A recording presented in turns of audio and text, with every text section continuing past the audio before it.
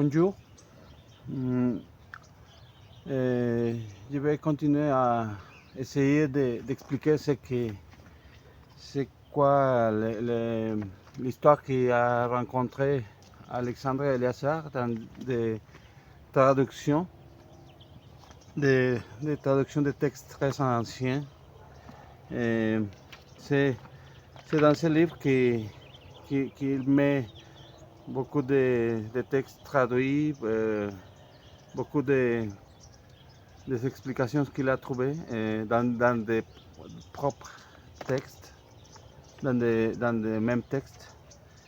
Il n'a pas mis tout ce qu'il avait dans ce livre, mais des petites parties, des petits morceaux qu'il a décidé de mettre comme exemple, comme des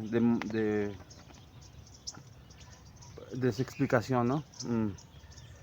Mais même avec ça, si c'est pas beaucoup, moi je trouve que c'est suffisant pour essayer de comprendre.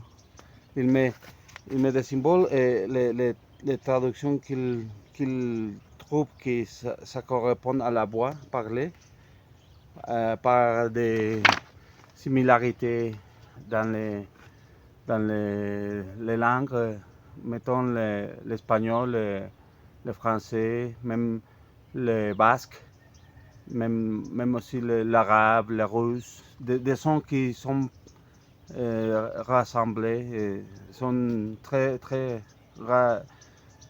pareils, non? Mais, on va essayer d'expliquer c'est quoi qu'il a trouvé dans le texte. Ici, l'aigle, c'était un symbole très important pour Alexandre le Grand, parce que c'était le plus fort, le plus grand des oiseaux de cette globe monde. Ouais.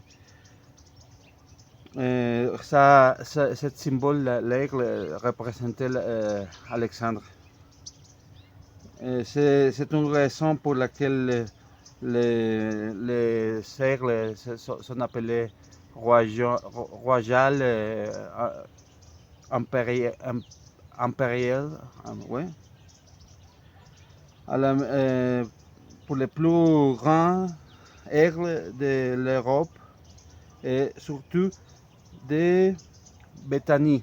Béthanie, c'était une ville en Espagne. C'était pas une ville, c'était une région, un royaume dans le sud de l'Espagne, en Andalousie, mettons, dans la partie sud. À la mort d'Alexandre, on a ajouté des mots, une légende en bas de cette effigie au symbole. Et ça disait: je surveillerai les peuples et les terres qui m'a confié Dieu. Alors, c'est pour ça qu'on voit des fois beaucoup d'aigles partout, un peu partout, dans des blasons ou même des comment ça s'appelle, dans des,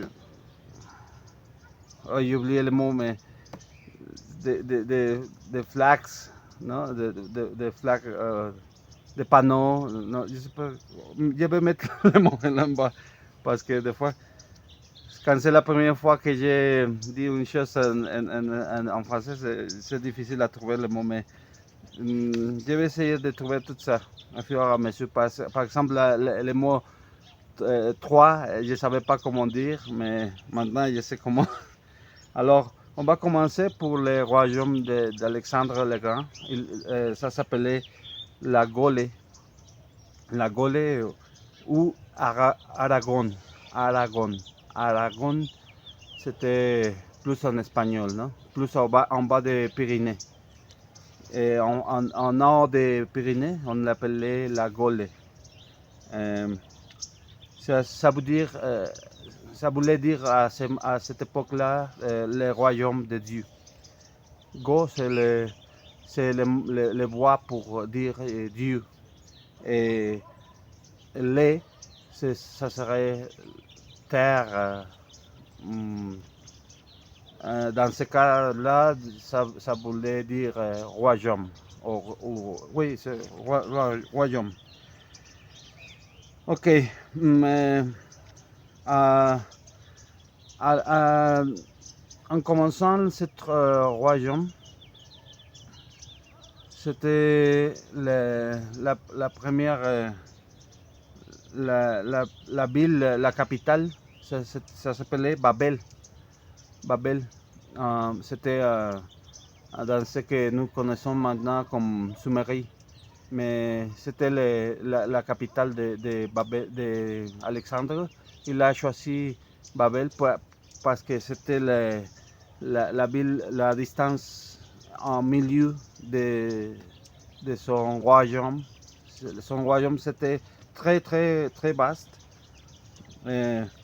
C'était le royaume plus grand que la race blanche a eu sur la terre. On va rappeler que c'était achevé par la victoire troyenne. J'espère que je l'ai dit correctement. Mais on va voir un peu plus de ce qu'il a trouvé, ok? Je vous en prie de votre ouverture d'esprit, mettons, parce que c'est très très différent, ok? Mais si on continue, on va trouver beaucoup de curiosité, parce que c'est très intéressant, parce que surtout si on connaît un peu d'histoire déjà, ou si on est déjà expert, non? Parce que plus on connaît, plus on peut constater, comparer, non? Ok, la deuxième capitale de la Gaule, c'était, à l'époque ça s'appelait Bourgogne, mais dans nos jours, ça c'est la ville de Dijon. Dijon, ça a changé parce qu'en commençant, ça s'appelait Digon. Digon, ça veut dire propriété de Dieu, mettons. Parce que le mot Gon, c'est toujours, presque toujours Dieu ou oh, non? Comme, oui, comme oh dans le ciel, ou, ça donne l'idée de la divinité, mettons, non? Mais, oui, il y a des choses intéressantes pour ceux qui on connaît un peu le français, parce que, mettons, il a trouvé que la langue à l'époque, ça s'appelait l'argot, et le jargon. La fête, c'était à l'époque le 15 août de nos jours, non? Mais il y a des choses, mettons, les mots, ils utilisaient beaucoup des choses comme la berújola, la boussole. Il avait beaucoup de noms, mettons berúsola, berújola ou berúchola avec X. C'est la boussole, non, qu'on connaît. Et il obligeait à tout dans la flotte commerciale qu'il a créée. euh, il l'obligeait de porter un boussole. Alors, les Sargogiens, c'était le nom des habitants, ils, ils savaient un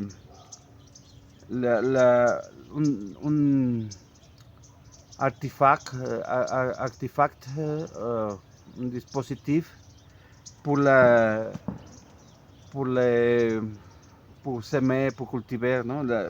Pour être tiré avec le cheval.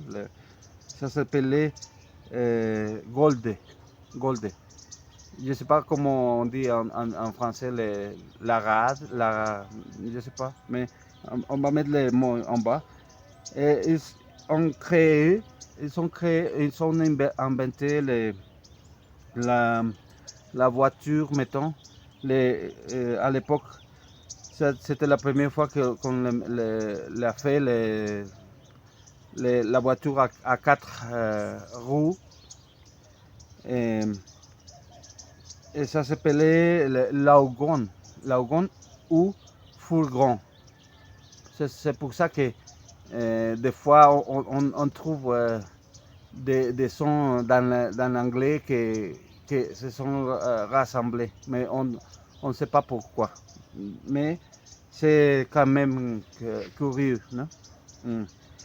Alors, dans ce royaume, le, la, la, les plats de la nation nationale, c'était les escargots ou caragol. Caragol ou aussi cargol. Parce qu'en espagnol on dit caracol, mais ça veut dire les sons de cargol, c'est de la terre de Dieu, mettons, parce que la Gaule, c'était le royaume de Dieu aussi. Une partie, ok, parce qu'en France, Paris, ça restait, mettons, indépendant. C'était plus en bas de, je pense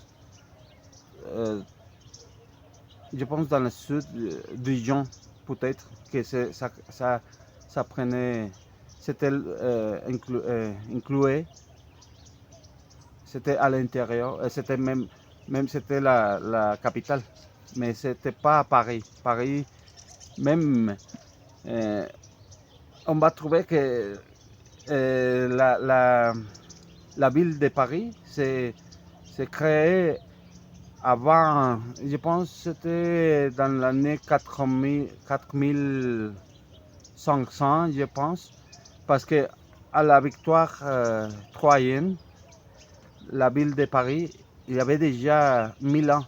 Je pense qu'à ce moment-là, ils fêtaient le millième, la première millénaire d'année de Paris.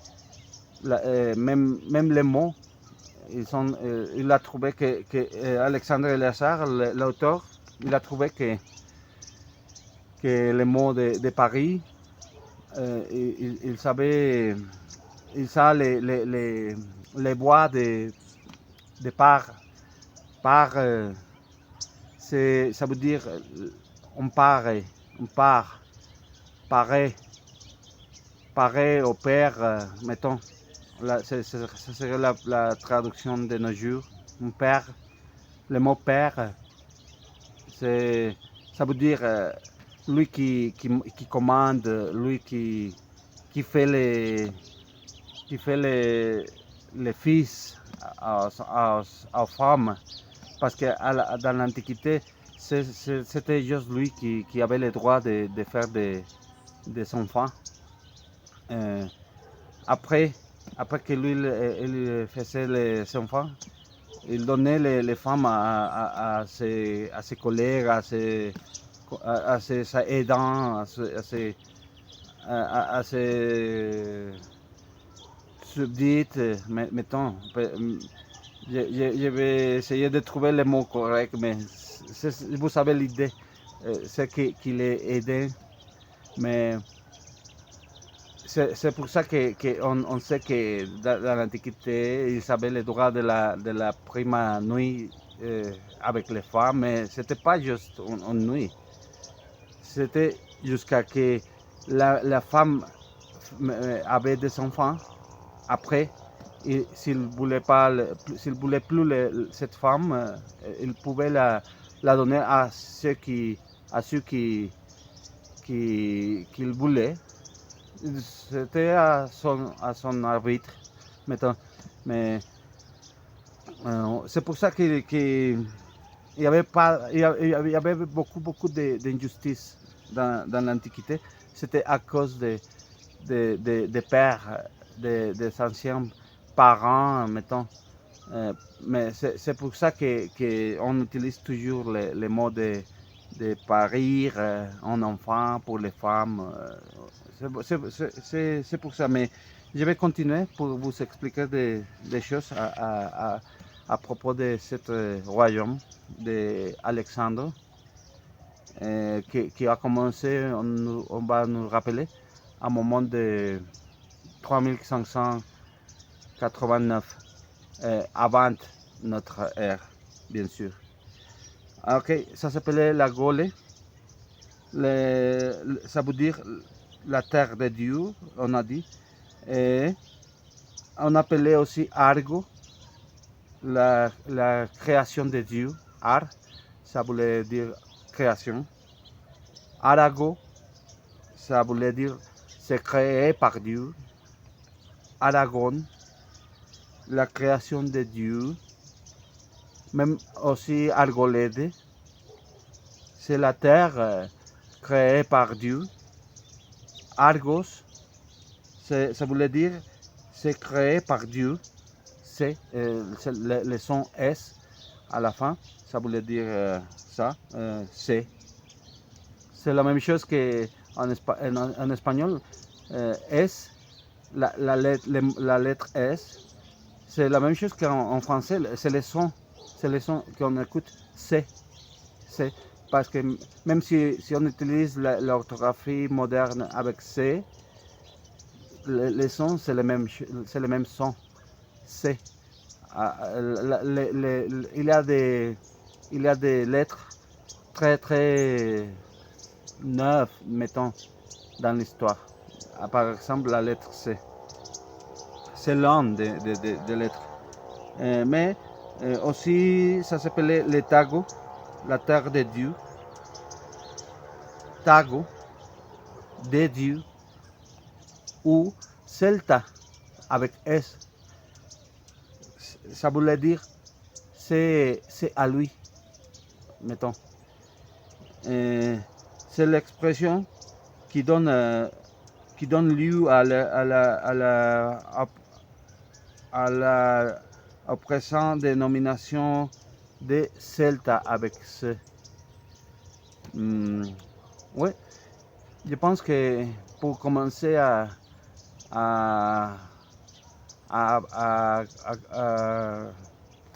dire, à s'exprimer à propos de ces investigations, on peut commencer par ça, non? Parce que sinon, on ne peut pas arrêter. Alors, je vous invite à suivre les autres vidéos parce que je pense qu'il n'y a pas beaucoup de monde qui parle de ça en français. Même si je ne parle pas bien, je suis désolé, je suis mexicain, mon accent c'est pas très bon, mais j'essaie de mon mieux. Je vous invite à regarder les autres vidéos si ça vous intéresse. Et je